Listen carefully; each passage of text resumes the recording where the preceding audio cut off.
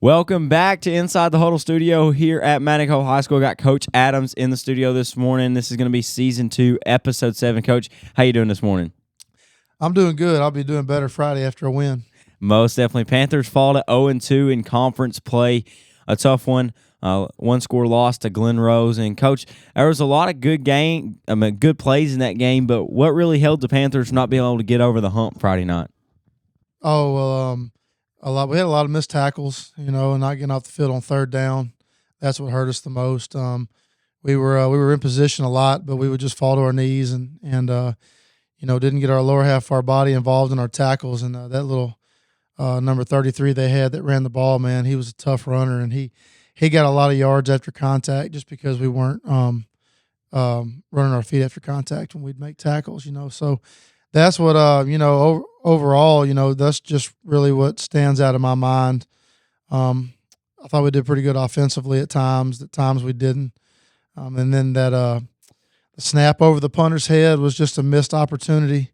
We were up 35-28 there. I believe it was toward the end of the third, or there was about 7 minutes to go in the third or something like that.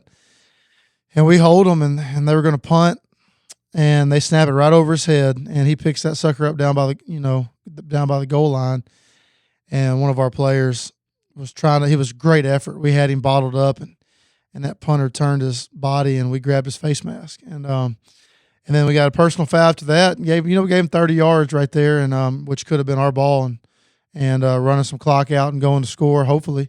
And we had a chance, an opportunity to go up 2 touchdowns if we execute everything we're supposed to. And that's high school football, though. And anyway, we ended up getting beat by a touchdown, and I thought the guys played really hard last week, but just came up short. And so I told them this week, we're playing homecoming, 2 Rivers, and I said, guys, we have to play with that same intensity and effort. 2 Rivers has struggled. They've had some hard times, and they struggled, but they're going to come to play, and they have nothing to lose, and it's our homecoming, and there's a lot of distractions that come with homecoming. And so I told them we got to keep our focus and play with that same intensity that we did last week so we can take care of business this Friday.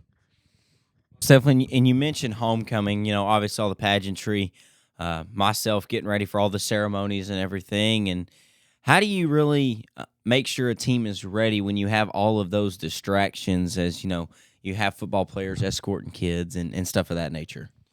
Well, you have to tell the kids to keep the main thing, and that's the football game.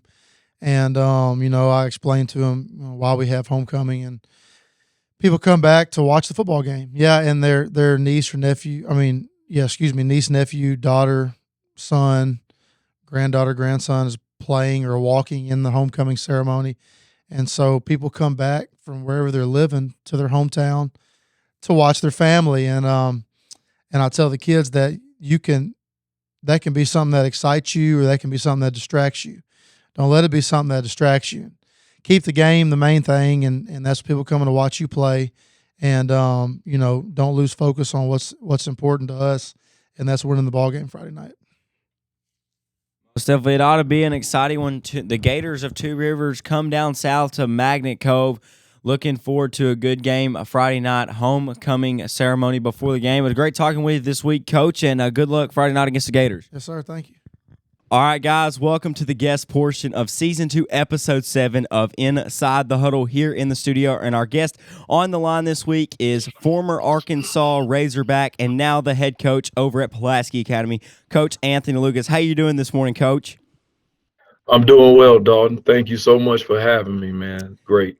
Man, I really appreciate it. And, I texted you Saturday about the being on the show, and it all worked out as Arkansas defeated Tennessee 25 years after you caught the touchdown pass that beat them in 1999. And I wanted to go back to even before that touchdown catch in 1999 can you really talk about how you got started in the game of football in your high school and then your college time at Arkansas? Yes, no doubt, man. Well, I'm originally a Louisiana guy. I'm from Tallulah, small town, south from here, south in the northeast corner of the state. Went to McCall High School, and Man, and I was a sports guy. I love football, love basketball, and played a little bit of baseball as well. But football was always my passion, man. And I guess the way I got started playing football was watching it as a young kid, going out in the backyard, catching the football with a couple friends, and then by that time I started becoming a Jerry Rice fan. I followed Jerry Rice in the SWAC at Mississippi Valley State. Both of my parents are graduates from the SWAC. My mom and dad both graduated from Alcorn State University, where the late great Steve McNair played at, and and I just started watching football, and I always loved catching it and running. I didn't ever want to get tackled, but it was kind of like jumped into it. Just loved playing the game and catching balls, and man, and kind of stuck with it, and wanted to, like I said, follow in the footsteps of the great Jerry Rice, and it's just latched on, stayed with me from then. Most definitely. And can you kind of flash back to that game in 1999 and kind of walk us through how it felt to knock off number 3 Tennessee at home after the Yes. catastrophic game the year before that? Yeah, there was a lot of buildup in that game in '99 because of what happened in 1998. So close to winning that game, and possibly having a shot at the national championship. But we knew what was at stake in '99. Man, it was a huge burden on a lot of us throughout that year, but most importantly on Clint Sterner. And man, for us to go out and do what we did in 1999 to, kind of what everybody's, saying, the redemption game, and Clint going out and, playing extremely well in 99, and all of us as a team, we knew we should have beat them in 98, and we had to do it in 99. And man, it was a great moment. Even the week leading up to that game, and then the week of preparing for that game, it was just it was so real, man. Kids, we all were focused. You didn't have to get us ready to play that game because we were ready and we knew what we had to do. And to go out to not only win the game but to beat them the exact same score that they beat us the year before. I say it's a God thing, man. It was truly a God thing for that to happen the way it happened, and then to be on the receiving end of the winning catch, man. It was special for me, and it's still special to this day. That never gets old, of seeing that clip and hearing Paul Eels on that call. It never gets old, and I'm just so grateful and blessed, man, that I got the opportunity to be on the winning end of that catch. Definitely. And it sounds crazy, but I wasn't around when y'all knocked off Tennessee in 99, but I can tell you definitely within the past week and a half leading up to this Tennessee game this past Saturday, I've heard that call probably 5 or 6 times, and it's just so cool. Coming, I do a little play-by-play for basketball and softball and stuff on the side, and just to hear his voice and then just to hear the crowd erupt behind him was just something I think is just so cool about the game of sports and how it brings people together. Yeah, it was. Well, it was a very cool moment, and a lot of people, if you go back and look at that series, about 3 or 4 plays leading up to that receiving touchdown catch, we call that same play, and man, Clint found Emmanuel Smith over the middle, and so Coach Nutt and Coach Ferguson, all those guys saw it and came back and ran it again and said, we're going to pump that safety because he came down so hard on Emmanuel, and then it left me one-on-one with the corner, Dwayne Goodrich, and man, and Clint threw it, and hey, and the rest is history. So yeah, it was a good time, great moment, man. And to expand on that a little more, can you talk about what it was like playing under Coach Nutt in general? Man, it was great. When he came in, our program needed a change. It needed a change, and no disrespect to Coach Ford on anything. I'm grateful that he recruited me and gave me the opportunity, but we needed a change. And Coach Nutt just came in and gave us confidence as a football team, and that's something that our team was lacking at the time. We all knew how to play the game, but it's just the fun of it wasn't there for us because of all the grind and all the things that we had been through. And so man, Coach Nutt came in there. It was just like a breath of fresh air for us as a football team, and it showed on the field because that year, his first year, we had an opportunity to win a national championship, and we were 1 or 2 plays away from possibly playing for a national championship. So, Coach Nutt was a great man. He's a great man. He cared about us. He loved his team, his players. I mean, he loved the state of Arkansas, and man, he gave it his all, and it showed among our coaching staff too. So it was just great. The dynamics, the momentum. I mean, all of those things shifted when he came in. It just made us feel special. Most definitely. So now I kind of want to transition.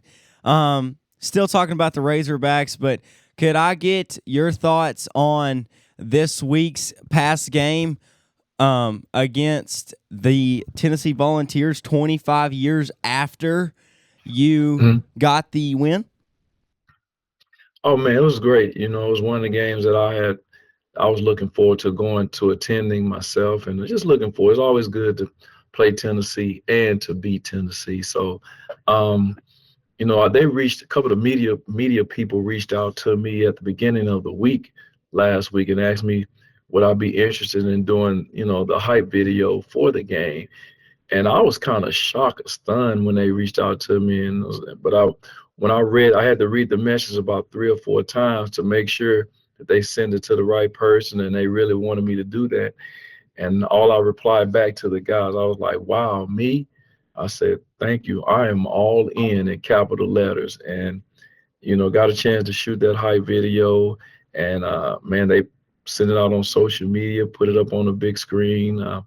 And again, I knew I was going up to the game. So that was a cool time, cool moment for me. And then getting to the game and beating Tennessee, and the way that happened. And I had just a small portion to play in that, but our kids played extremely hard and they played well. And they've been playing hard and pretty good all year. We've been a play or two away. We're only about maybe 3 or 4 plays away from being undefeated this year.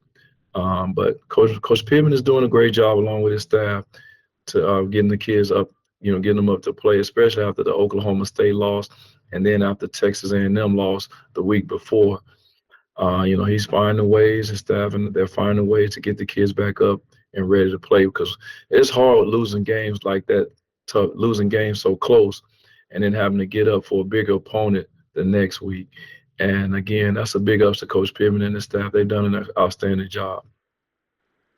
Most definitely. So now I want to transition to your away from the Razorbacks and move over to the Bruins. And can you talk a little bit about how you started coaching at PA and now you find yourself as the man with the reins, per se? Well, I'll say this, man. It's been truly a blessing from God, man, to get an opportunity to come here back in 2012 under Kevin Kelly.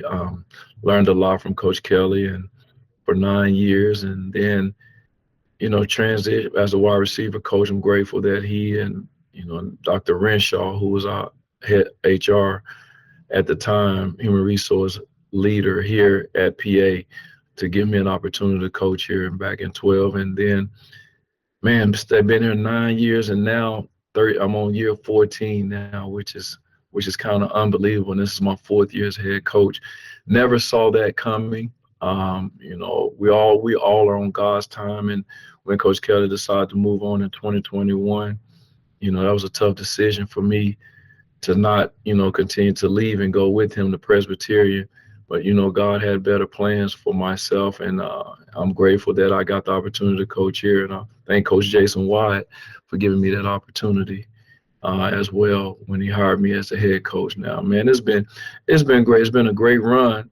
One of the most interesting thing is, though, we've transitioned from 5A to 7A within 4 years. We're in our 3rd division, and we've embraced it, and we're embracing it this year, moving to 7A.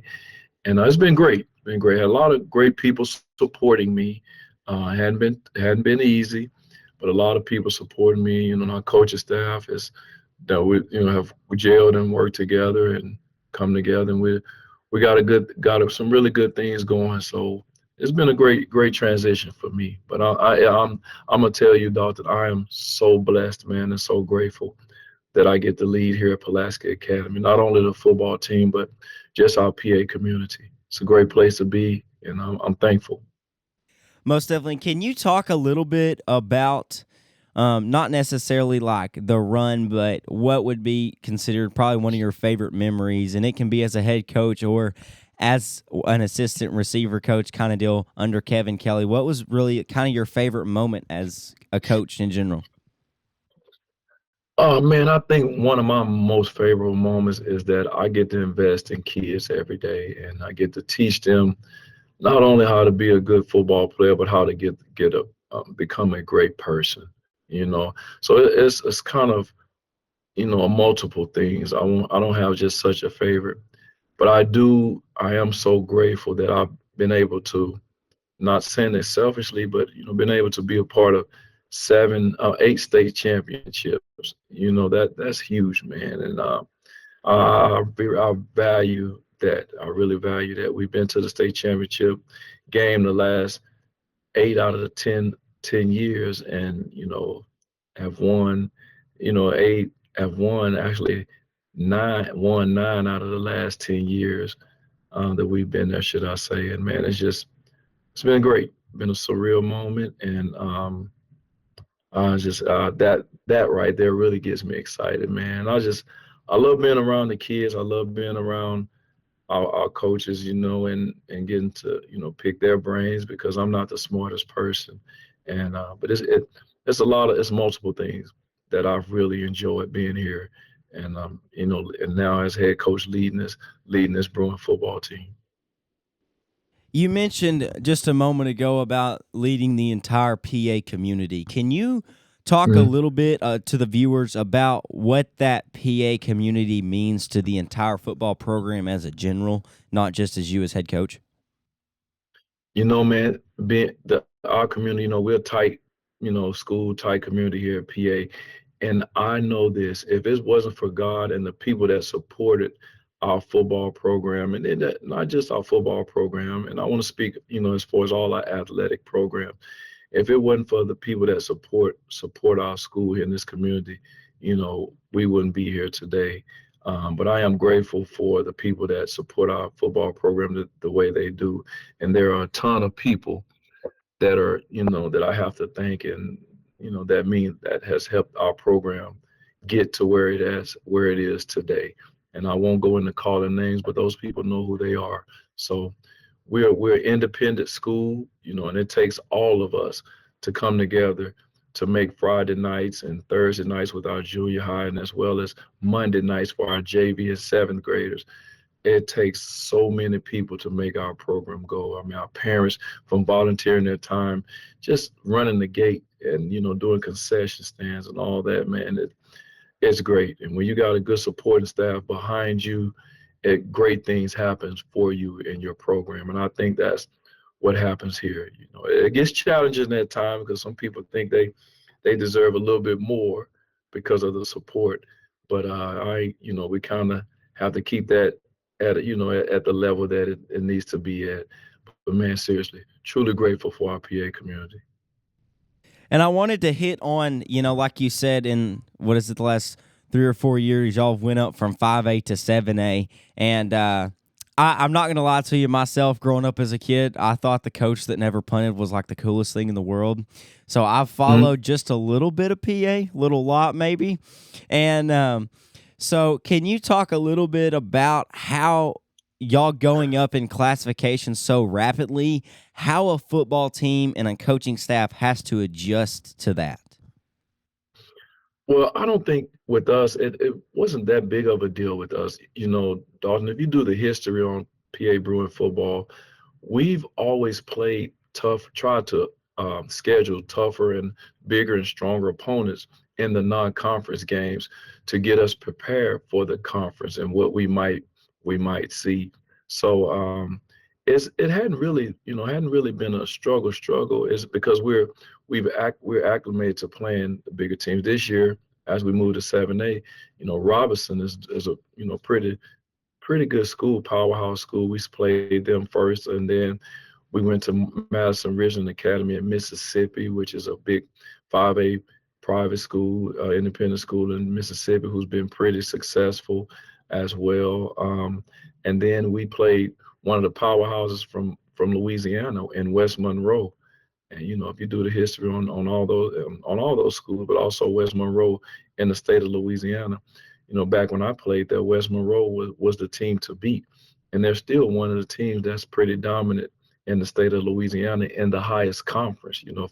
Louisiana goes up to 5A, and every time you talk, or I don't care where you are in the state of Louisiana, when West Monroe name is mentioned, it raises eyebrows, as well as now Neville is one of the bigger teams down in that area now, but the West Monroe is still competitive. So we prepare, we schedule big and solid opponents prior to going into the conference. So it hadn't been a big shock for us. We seen it coming. We knew we were going to be eventually moving up to 7A with this new competitive equity point system that's been added in. So we just accept it and we move on. So. And can you talk a little bit about your team this year as a whole? You're obviously 5-0 right now, 2-0 in conference play. Mm-hmm. Can you talk a little bit about athletically and just give us a kind of an overall description of what the Bruins kind of look like on both sides of the ball, Coach? Well, I like how you mentioned athletically. We're not the most athletic team, but the deal about our kids, what I love about our kids, they play hard. We put them in positions that they need to and have to be in order to win football games. And since I've been here since 2012, we've never been the most athletic team. We've had a few athletes, but our kids, what we do and the way we coach and our style of play is special. And this year's team, we have 22 seniors, man, and they're very focused and dialed in and knew that we were moving to 7A. It didn't faze them not one bit. Our kids are playing extremely hard. Coach Madison Taylor, who is our defensive coordinator, our defense is playing really well. Offensively, we're doing well. Brandon Cobb is a second 2-year starter for us now, and he's grown at the quarterback position for us. We have a veteran offensive line who's doing an outstanding job on offense, and our receiver core has a lot of experience. So everybody's playing well, man. And then again, I can't harp enough on our defense of what they're doing. We do have a big test this week, though, as we moving to 7A. We're 2-0 in conference, like you mentioned. But our real test will be this week as we travel to Bryant and play Bryant this Friday night for homecoming. So we're looking forward to that, and we're getting ready for them. And man, we'll be ready to rock and roll. It's gonna be an exciting football game. We've always scrimmage Brian. I forgot to even mention that. We scrimmage Brian every year since I've been here, except this year because we're in the conference with them, and now we get to play them in a regular season football game. So it's going to be challenging. It's going to be a great atmosphere. Going to be a great night down in Bryan, and our kids are getting ready and amped up, and we'll be ready to play on Friday night.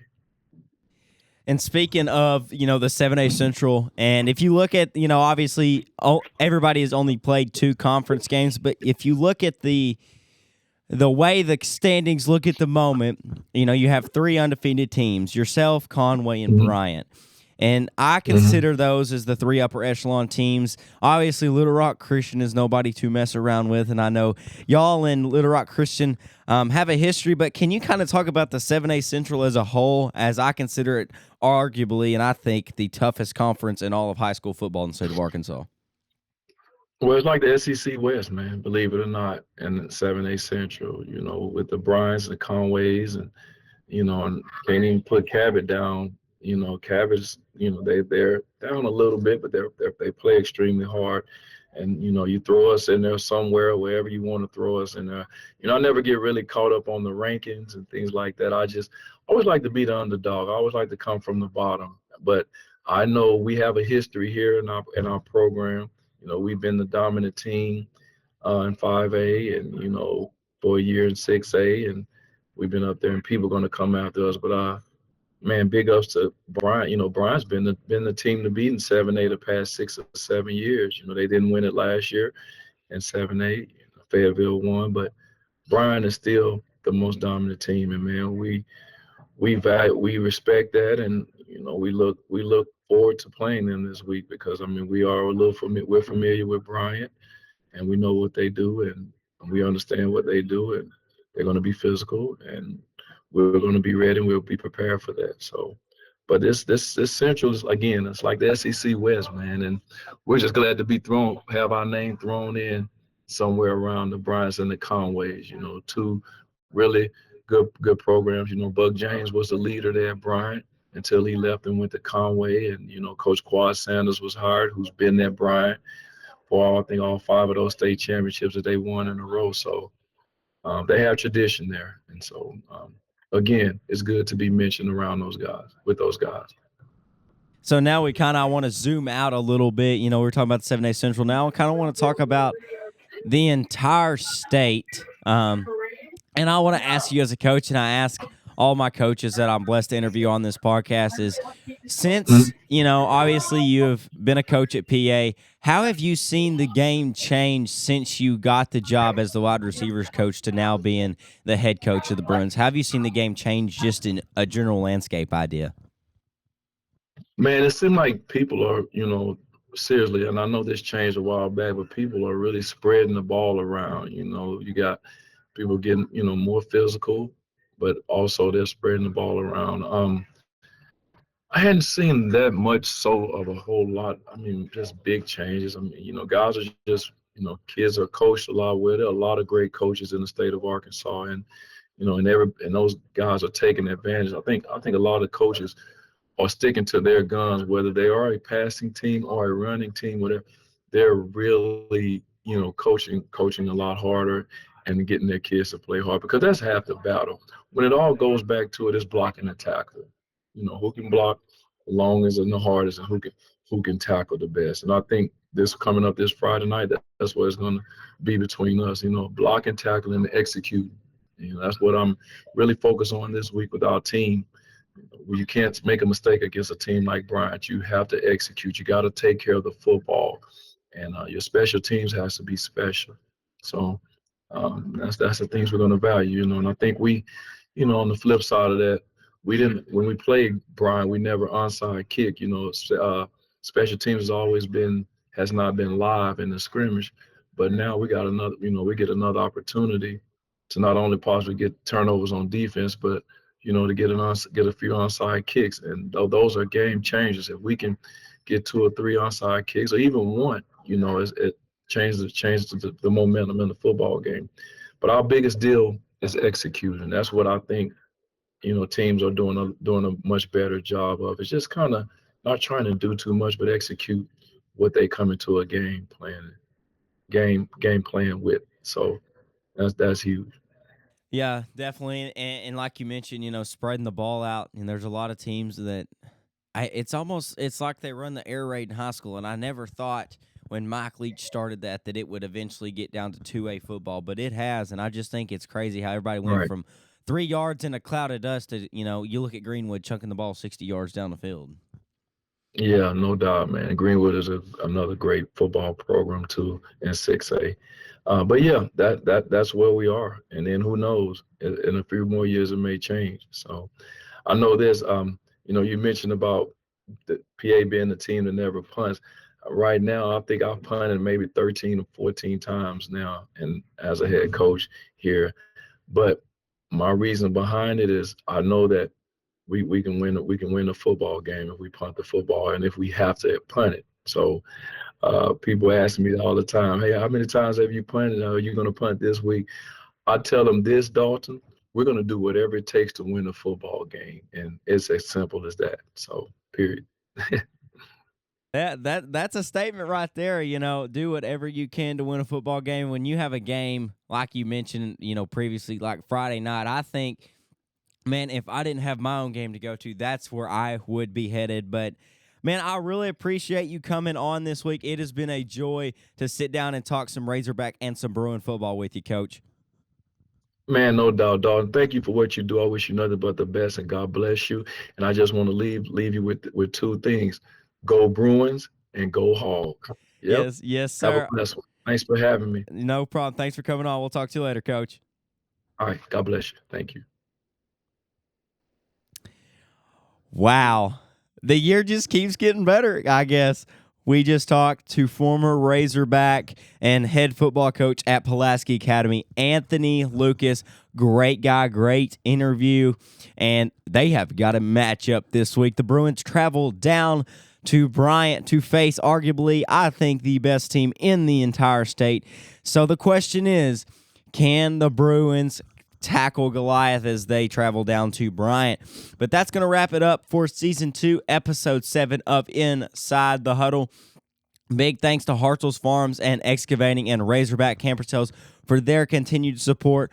Like, share, and subscribe. Comment down below who you think is going to take the PA Bryant game, and then obviously the homecoming game here at Panther Stadium as the Panthers take on the Two Rivers Gators. And that is going to do it, and I will see y'all on the next one here in the studio.